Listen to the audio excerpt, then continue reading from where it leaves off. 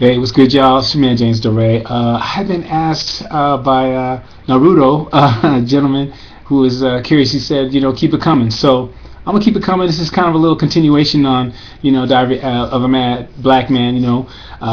We were talking about how, well, I was talking about how, we sometimes get handed down things that cause us to be upset. You know what I mean? It becomes a trigger point. We inherit our forefathers' pain and anguish and disgust with what happened to us as a people when we came to the United States of America.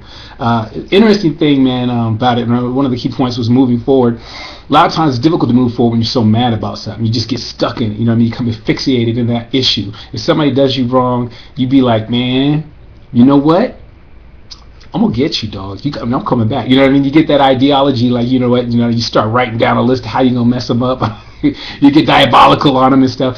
But you know what I mean? And you get hung up and you waste all this time and energy trying to do something that isn't. That person's not even thinking about you. They don't care. They kept moving on. I got a quick story. This dude couldn't believe it. Okay, I was working at the Great Indoors out in Scottsdale, Arizona. You got a lot of wealthy people out there, and it was an eye opener just listening to everybody's stories that come up to you. They feel comfortable. They just kind of like, it was almost like I was a bartender, and they would just like dump on me about their situations with their wives, their husbands, and all this stuff. And fascinating. But what happened? This gentleman came up to me, and he goes, "Hey, what's your name, sir?" Or I don't know if he said son or whatever, but Caucasian gentleman. And I said, "James." He goes, "No, your last name." I said, "Henderson." He goes, "How'd you get that name?" And immediately I knew what he was doing. He just wanted to have some fun. And the insinuation was, "We gave you that name." Then that's a slave name. And he was really, obviously he's a white supremacist type cat that thought that he was superior because he had enslaved my people, per se. So I told him, I said, "Listen, you don't want to go there." And I just smiled politely. I said, "You know what? You don't want to go there." And I was furious. I was furious inside for a second. I was battling internally with what I could say, because I had some things I could have said to him that would have been really made him feel stupid, because you know what I mean, he doesn't even understand the whole fact that Europe at the time when they gathered slaves, they did it for a reason. If you know your history, you realize that Europe was in a humongous recession, the worst that they had ever been in. And as soon as they apprehended slaves, that wasn't an issue anymore. So what brought them out of their economic turmoil was this right here. You know what I mean? But in terms of the superiority complex, a lot of it has to do with intellect. So a lot of people feel that intellect is king, when in fact it is not king. Love is king.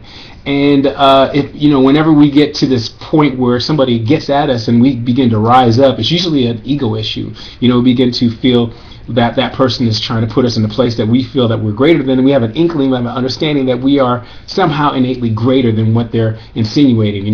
Something that I believe God put in us, that it's a kingship. We know we have this inkling that we're of nobility, that we have a legacy of greatness, and we all do. No matter what creed, tongue, whatever region you're from, there's we're all created from the same creator. So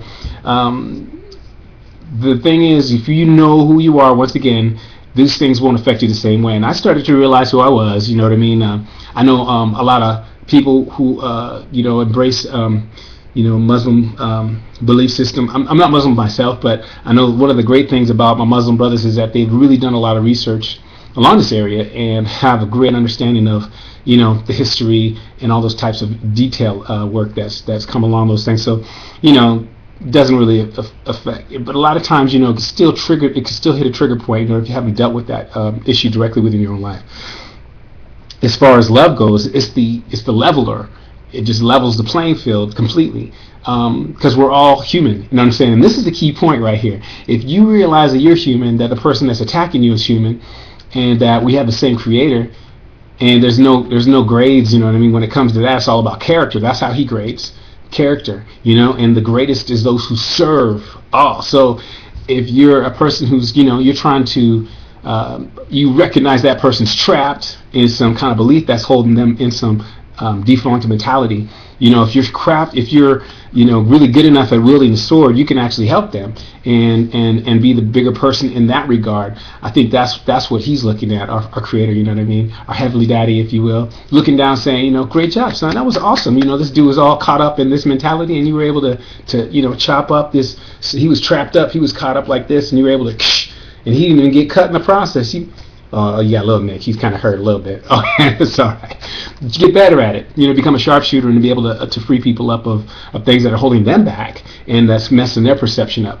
So, anyways, moving forward, the mindset of slavery is a trick, man. You know what I'm saying? Like we always use the analogy of the children of Israel. They were trapped up for 400 years slavery, moving bricks, building pyramids, and what happened was they of course the story, they got out of their enslavement, and they ended up traversing through this. It's kind of funny when you sit back and you look at it. It's a horrible, it's a beautiful and horrible, terrible story, but it's got a great ending kind of. In terms of what happened was, people when they got out of slavery, they still were thinking like they were when they were changed. They're like, we ain't got no good food, it's hot out here. So they start complaining and stuff about, even though they were free, they were like, man, we were better off in Egypt, all chained up, man, moving them bricks, building pyramids and stuff for Pharaoh, you know what I mean? And, God was trying to get them to move into something greater, but they couldn't see it. Their minds were caught up in the past, so they weren't looking forward, they're looking back. They're like, man, we were better off before. And you might feel like that sometimes when you get out of difficult situations, you move up, in any given situation, that mentality can be passed on to kids. And so we were talking about our kids. We have kids, they inherit our frustration sometimes because of what we say to them, or just how we say things to them, like, whose cup is this? I told you, don't be good. And we start going off them, and they take that in, and then they carry it on to the next generation. They have kids, and they're screaming at them and going off on them. You stupid, you ain't gonna do nothing. And we have this stuff in our hand, we keep in our heads, we pass it out through our mouths into the ears of our offspring, and they still are acting like they're slaves. They're still not rising up to understand their nobility and their greatness, their innate greatness. So teaching, of course, can't occur without learning. So a couple of things I want to, recipe for growth, because the children of Israel, they were called children. They never grew up. There was a Caleb, and was the other cat. They were just basically these young kids, man. They were like, yo, let's go. We've seen all kinds of crazy stuff. Our parents were worshiping all kinds of stuff. They were doing all kinds of crazy stuff. And we seen slavery. They were young enough to have seen a lot of stuff, and we're open to whatever. Let's go, man. Just like these kids would be jumping off roofs, extreme sports, they just go for it. And I think these kids, they have this mentality like, we could take these giants, it's no big deal. It's like, whatever, if we die, whatever, we just have a good time in the process. I think there's a lot of people that are going to have that mentality of just go for it, some Nike stuff. To grow, study, your history. Even if it's just a history channel, you can start Googling stuff and head down to the library. Library is not a dangerous place. You know what I'm saying? It's not that dangerous. Go in there and start cracking open books and and I never really read whole books, very rarely. I just skim through and get the parts that I want based on looking at the index, and skim through things and just get a little bit here and a little bit there, compare and contrast, and you're always going to get little encouraging bits of information that are fascinating.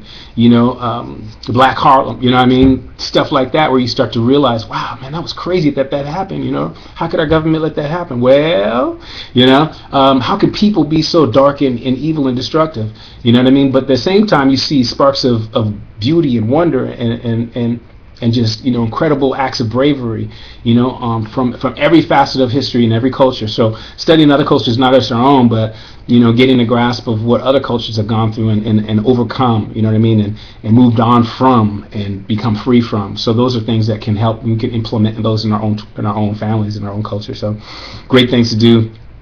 You can get those stuff like that on DVD. I like DVDs. CDs, audio CDs, because I have a lot.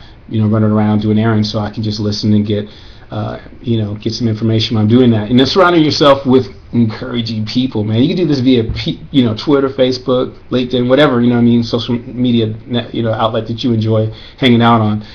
If you're able to be around people that can communicate with you, like things you post, and you can encourage other people and they're encouraging you, that's a huge thing that's going to build you up and keep your day going and moving strong. And so when you're having a good day, it's a lot easier to compensate for difficult times when they do come. One of the things that is great that I always like to do is to dream. You know what I mean? When dream, huge crazy. If your dreams, I have crazy dreams that people laugh at. They're like, dude, you ain't gonna never do that. And that's a perfect thing. I always think if you have a dream that's huge enough that people laugh at, then that's good. If the people don't laugh at it, they're like, oh yeah, you could do that. You probably need to make it bigger. So you dream crazy, unrealistically, and then you set goals that are attainable, and then crystal clear, rock solid plans. It's amazing how that works.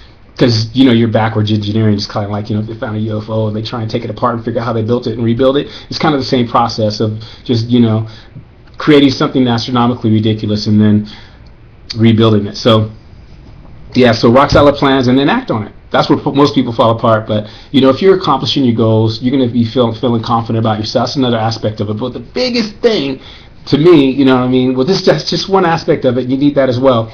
But one of the biggest things, just to start from, a starting point of understanding, what? You're loved, man. This is crazy, this is revelation right here. You were created to be loved.